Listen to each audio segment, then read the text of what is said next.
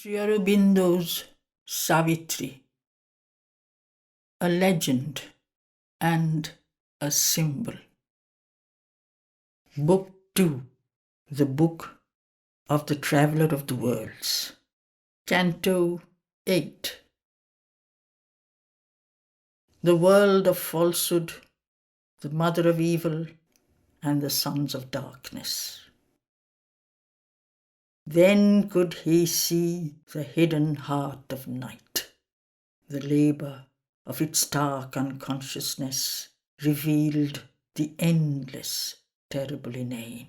A spiritless blank infinity was there, a nature that denied the eternal truth in the vain braggart freedom of its thought, hoped to abolish God and reign alone. There was no sovereign guest, no witness light. Unhelped it would create its own bleak world. Its large blind eyes looked out on demon acts.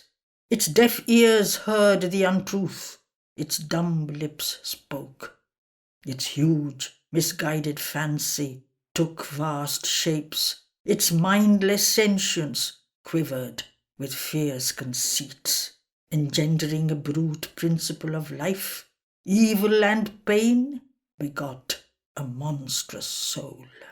The anarchs of the formless depths arose, great titan beings and demoniac powers, world egos racked with lust and thought and will, vast minds and lives without a spirit within. Impatient architects of error's house, leaders of the cosmic ignorance and unrest, and sponsors of sorrow and mortality, embodied the dark ideas of the abyss. A shadow substance into emptiness came, dim forms were born in the unthinking void, and eddies met and made an adverse space, in whose black folds being imagined hell. His eyes, piercing the triple-plated gloom, identified their sight with its blind stare. Accustomed to the unnatural dark, they saw unreality made real and conscious night. A violent, fierce, and formidable world, an ancient womb of huge, calamitous dreams, coiled like a larva in the obscurity that keeps it from the spear points of heaven's stars. It was the gate of a false infinite, an eternity of disastrous absolutes, an immense negation of spiritual things. All once self-luminous in the spirit sphere turned now into their own dark contraries. Being collapsed into a pointless void that yet was a zero, parent of the worlds. Inconscience, swallowing up the cosmic mind, produced a universe from its lethal sleep. Bliss, into black coma fallen, insensible, coiled back to itself, and God's eternal joy through a false poignant figure of grief and pain, still dolorously nailed upon a cross, fixed in the soil of a dumb, insentient world, where birth was a pang and death an agony, lest all too soon should change again to bliss. Thought sat, a priestess of perversity, on her black tripod of the triune snake, reading by opposite signs the eternal script, a sorceress, reversing life's God-frame. In darkling aisles, with evil eyes for lamps, and fatal voices chanting from the apse, in strange infernal dim basilicas, intoning the magic of the unholy word, the ominous, profound initiate performed the ritual of her mysteries. There, suffering was nature's daily food, alluring to the anguished heart and flesh, and torture was the formula of delight. Pain mimicked the celestial ecstasy. There, good, a faithless gardener of God, watered with virtue the world's upas tree, and careful of the outward word and act, engrafted his hypocrite blooms on native ill. All high things served their nether opposite. The forms of gods sustained a demon cult. Heaven's face became a mask and snare of hell. There, in the heart of vain phenomenon, in an enormous action's writhen core, he saw a shape, illimitable and vague, sitting on death who swallows all things born. A chill, fixed face, with dire and motionless eyes, her dreadful trident in her shadowy hand outstretched, she pierced all creatures with one fate. When nothing was, save matter without soul, and a spiritless hollow was the heart of time, then life first touched the insensible abyss, awaking the stark void to hope and grief. Her pallid beam smote the unfathomed night, in which God hid himself from his own view. In all things she sought their slumbering mystic truth, the unspoken word that inspires unconscious forms. She groped in his deeps for an invisible law, fumbled in the dim subconscient for his mind, and strove to find a way for spirit to be. But from the night another answer came. A seed was in that nether matrix cast, a dumb, unprobed husk of perverted truth, a cell of an insentient infinite. A monstrous birth prepared its cosmic form, in nature's titan embryo, ignorance. Then, in a fatal and stupendous hour, something that sprang from the stark inconscient sleep, unwillingly begotten by the mute void, lifted its ominous head against the stars. Overshadowing earth with its huge body of doom, it chilled the heavens with the menace of a face. A nameless power, a shadowy will arose, immense and alien to our universe. In the inconceivable purpose none can gauge, a vast non-being robed itself with shape. The boundless nescience of the unconscious depths covered eternity with nothingness. A seeking mind replaced the seeing soul. Life grew into a huge and hungry death. The spirit's bliss was changed to cosmic bane. Assuring God's self-cowled neutrality, a mighty opposition conquered space. A sovereign ruling falsehood, death and grief, it pressed its fierce hegemony on the earth, disharmonizing the original style of the architecture of her fate's design. It falsified the primal cosmic will, and bound to struggle and dread vicissitudes, the long, slow process of the patient power. Implanting error in the stuff of things, it made an ignorance of the all-wise law. It baffled the sure touch of life's hid sense, kept dumb the intuitive guide in matter's sleep, deformed the insect's instinct and the brute's, disfigured man's thought-born humanity. A shadow fell across the simple ray.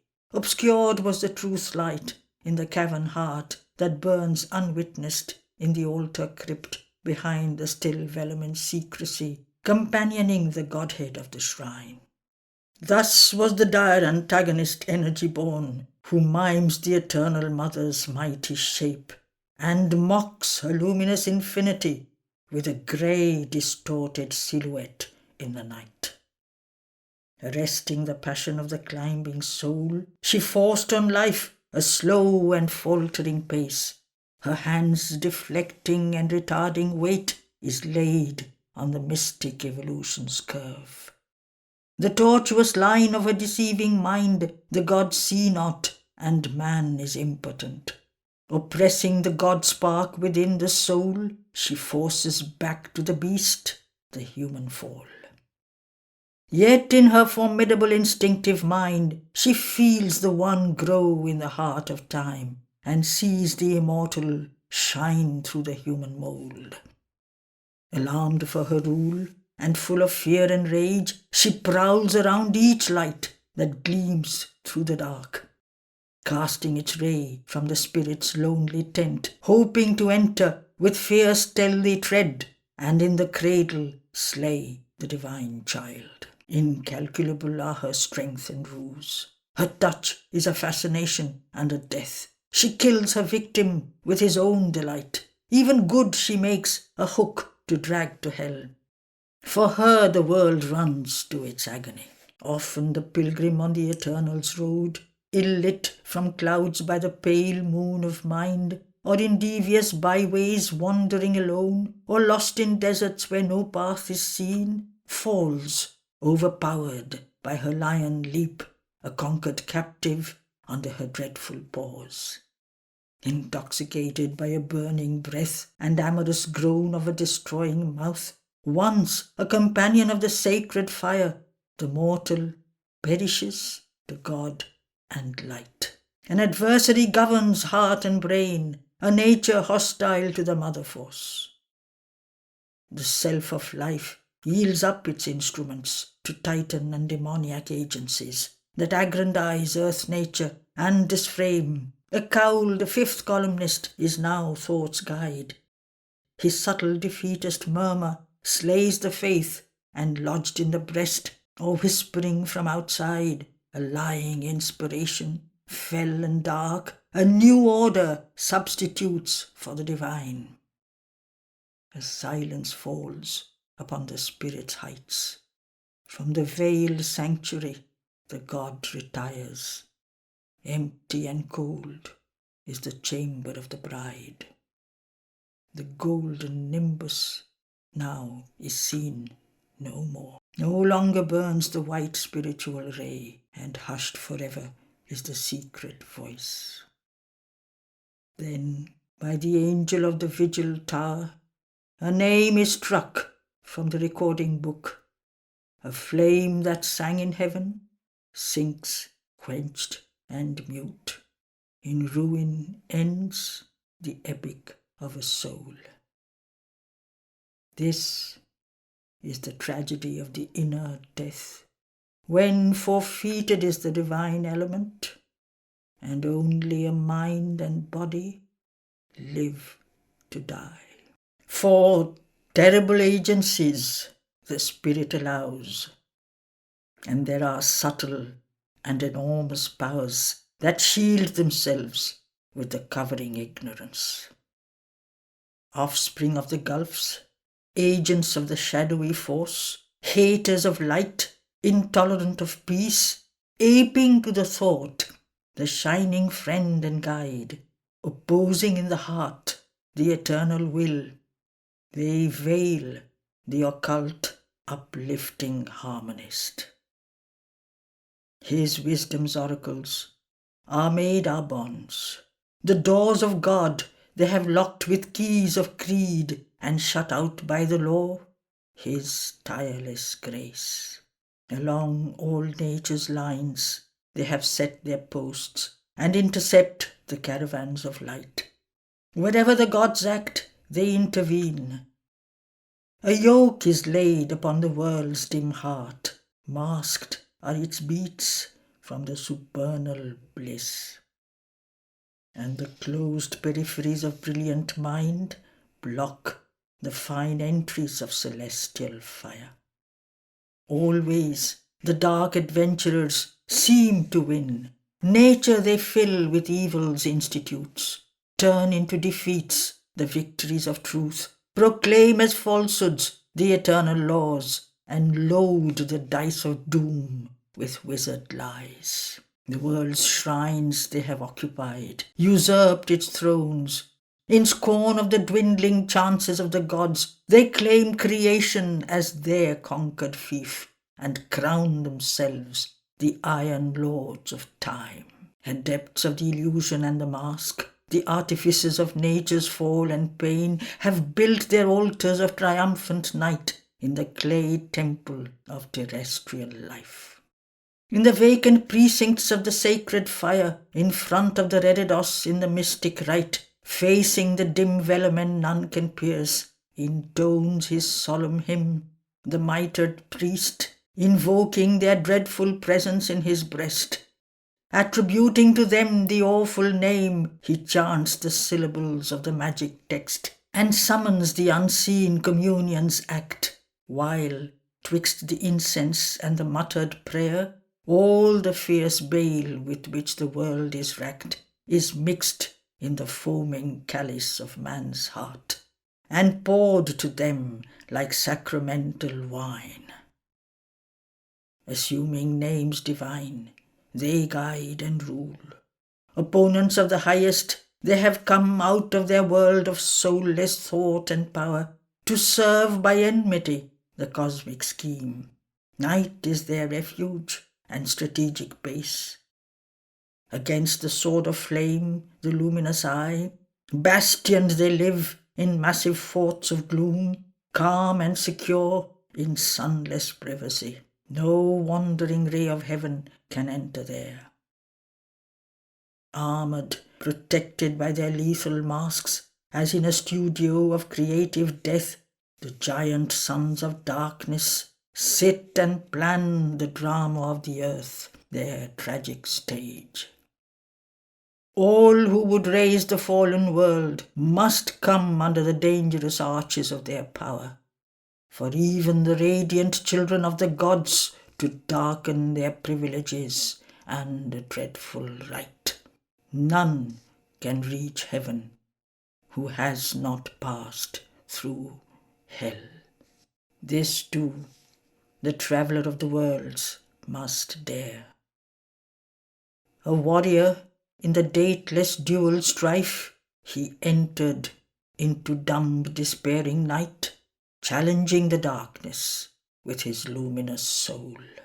Alarming with his steps the threshold gloom, he came into a fierce and dolorous realm, peopled by souls who never had tasted bliss. Ignorant, like men born blind, who know not light, they could equate, worse still, with highest good. Virtue was to their eyes a face of sin, and evil and misery were their natural state.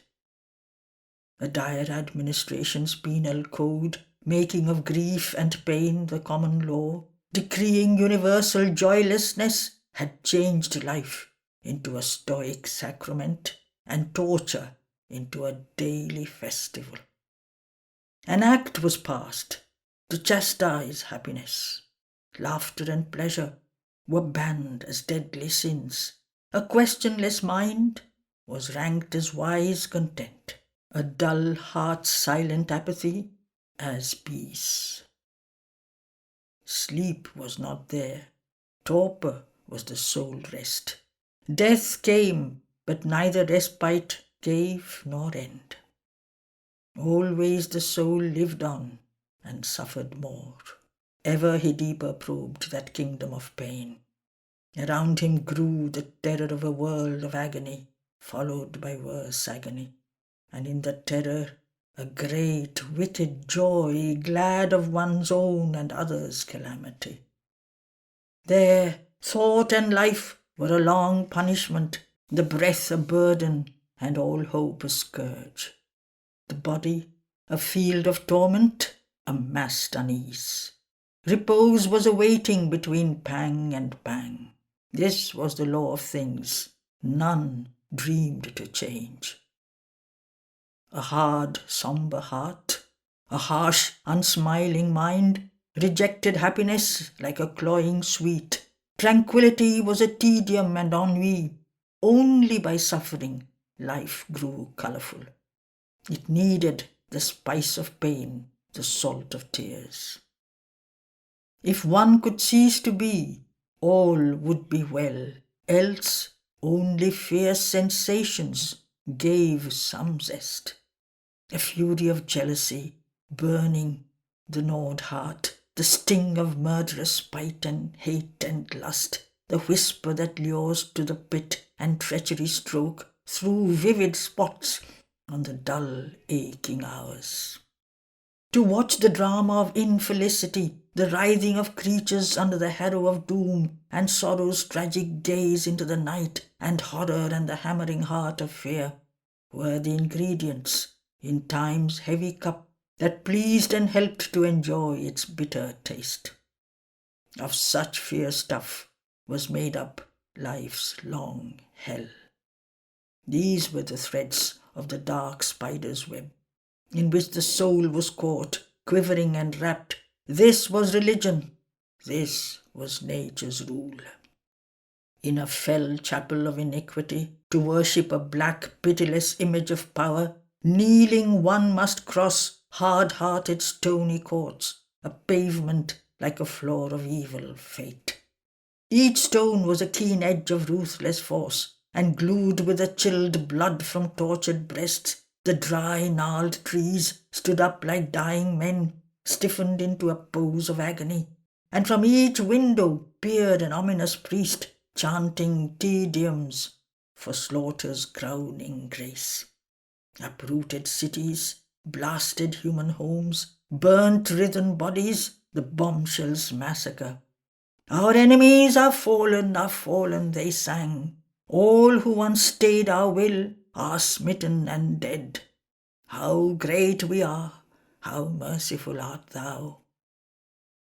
Thus thought they to reach God's impassive throne, and him command, whom all their acts opposed, magnifying their deeds to touch his skies, and make him an accomplice of their crimes.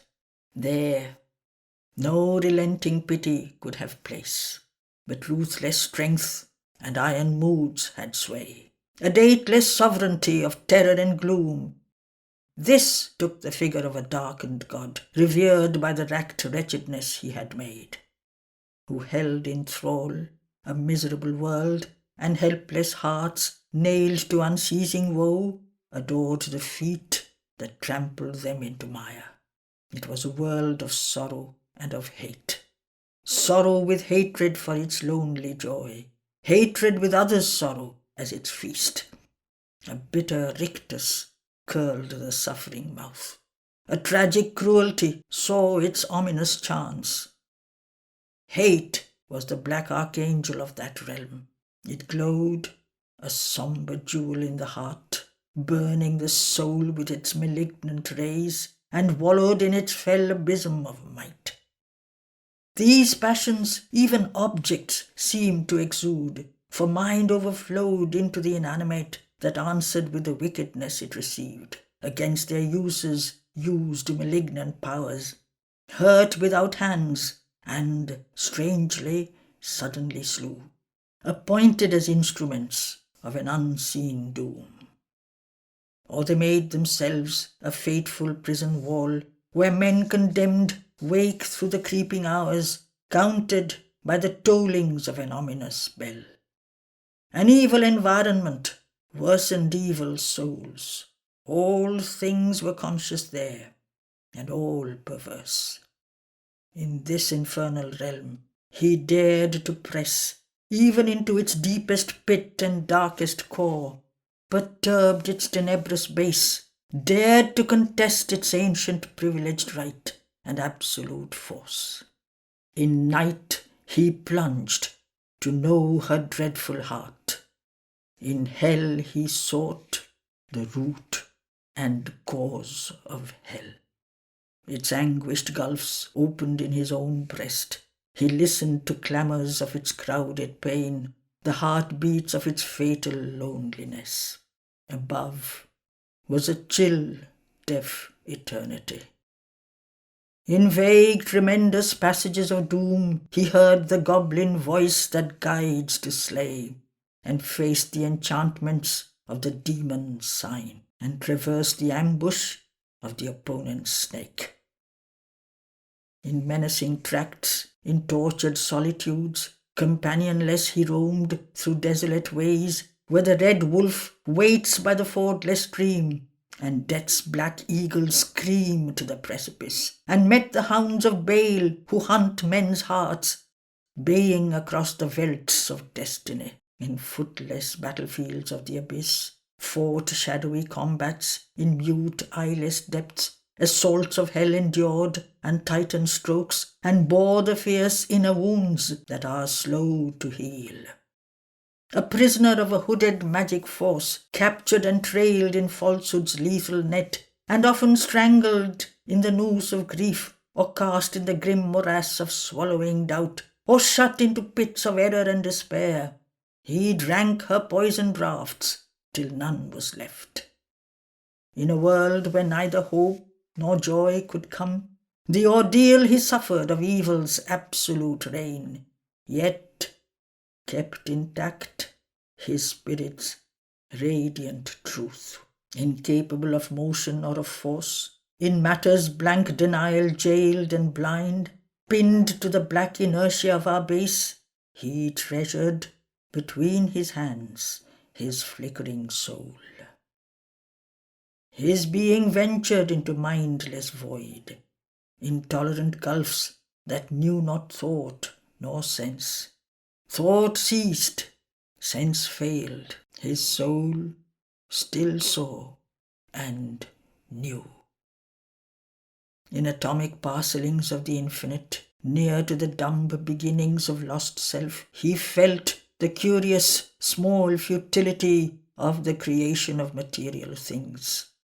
Or stifled in the inconscient's hollow dusk, he sounded the mystery, dark and bottomless, of the enormous and unmeaning deeps, whence struggling life in a dead universe rose. There, in the stark identity lost by mind, he felt the sealed sense of the insensible world and a mute wisdom in the unknowing night.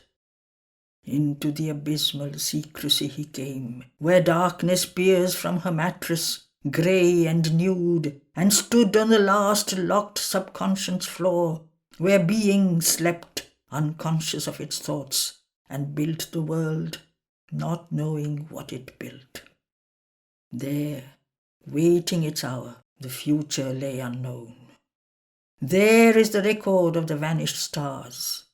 There in the slumber of the cosmic will, he saw the secret key of nature's change.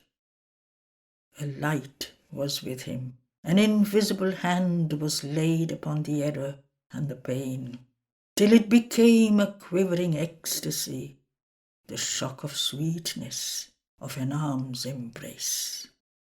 He saw in night the eternal's shadowy veil, knew death for a cellar of the house of life, in destruction felt creation's hasty pace, knew loss as the price of a celestial gain, and hell as a short-cut to heaven's gates.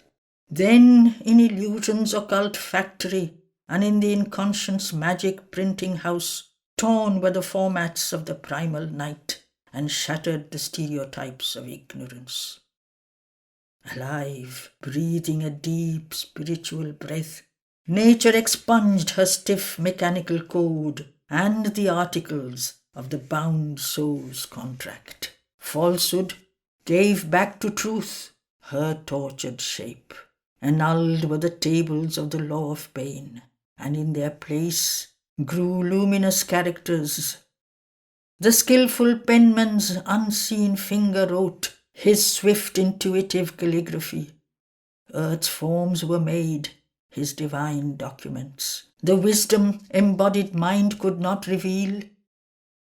In conscience chased from the world's voiceless breast, transfigured were the fixed schemes of reasoning thought. Arousing consciousness in things inert, he imposed upon dark atom and dumb mass the diamond script of the imperishable, inscribed on the dim heart of fallen things a paean song of the free infinite, and the name, foundation of eternity, and traced on the awake, exultant cells, in the ideographs of the ineffable, the lyric of the love that waits through time, and the mystic volume of the book of bliss, and the message of the superconscient fire. Then life beat pure in the corporeal frame. The infernal gleam died and could slay no more. Hell split across its huge abrupt facade, as if a magic building were undone. Night opened and vanished like a gulf of dream. Into being's gap, scooped out as empty space, in which she had filled the place of absent God, there poured a wide, intimate and blissful dawn. Healed were all things that time's torn heart had made, and sorrow could live no more in nature's breast.